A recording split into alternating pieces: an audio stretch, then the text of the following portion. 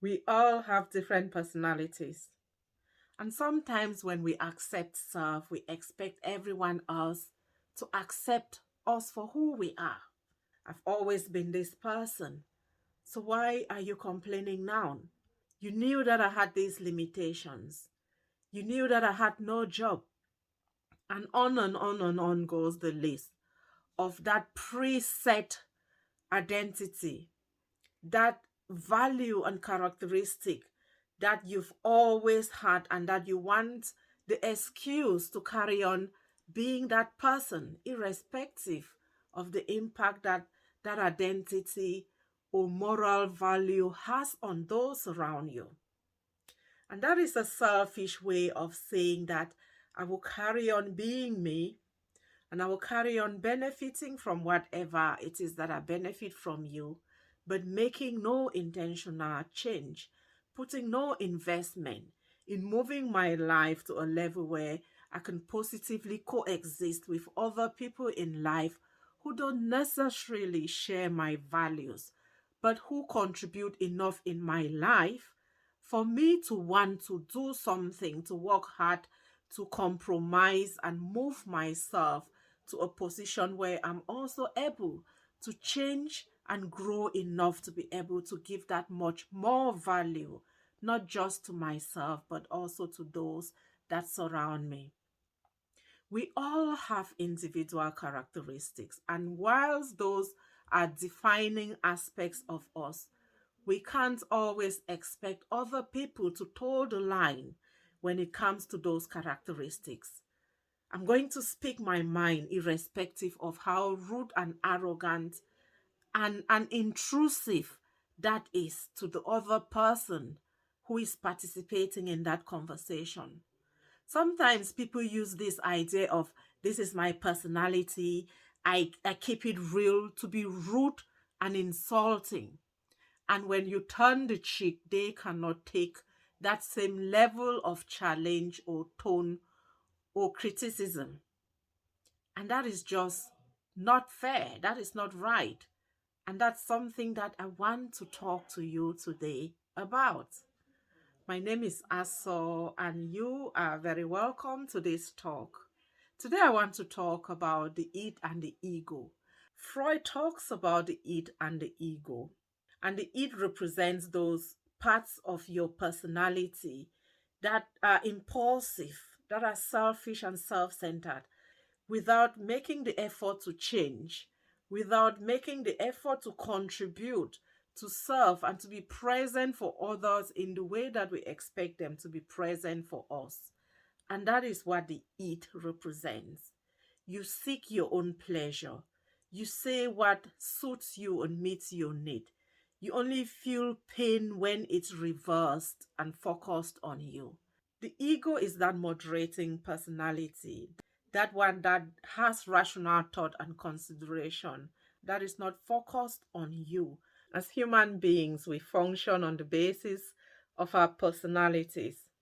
Some of those are created, some are adopted, but some of them we enhance and we change as we go along life to meet our needs and to suit every circumstance that we come across. But sadly, other people hug and embrace those personalities and use them to bully and be intrusive and rude and dismissive. You find people telling you that this is who I am, take it or leave it, because they want to use that as an excuse to not show up intentionally, to not do the things that they need to do, to not be polite in situations that call for politeness and empathy and consideration for other people's feelings, for their wishes and expectations of you who is making those declarations. I don't mix my words, but what some situations need for you to hold back. They need for you to have consideration, to offer empathy and sympathy to other people. How do our personalities influence our behavior, our choices, and our relationships? If you are somebody who acts impulsively, who is self centered, who doesn't think about the implication of your actions or your words or the lack thereof on those around you when you fail to give apology where it is due, because you're living in your it mode, because that is your dominant core value or characteristic, which lacks rationale and hindsight, which says what it wants to say where it wants to say without consideration for building relationships. And the ego plays that rational role, creating that conscious awareness, trying to keep you humane, considering the views and the feelings and emotions of other people when you say things or do things or fail to do things in those instant moments where it takes over and you need to talk it down or talk it out of those actions. Sometimes, as positive as your ego is, sometimes that ego gets too large. We have to enhance our egos to a level where they are able to build on that resilience, that ability to calm yourself down, that ability to talk yourself out of negative and impulsive action. But as much as we rely on the ego, we also have to realize that sometimes it becomes bigger than us. It can become oppressive, controlling, and dictating. Your personality is valid and important, but it is not set in stone. Everyone grows and everyone changes and adapts according to the situations that present in life. And if you find that you're adopting that one man personality of this is who I am, take it or leave it, then you're limited.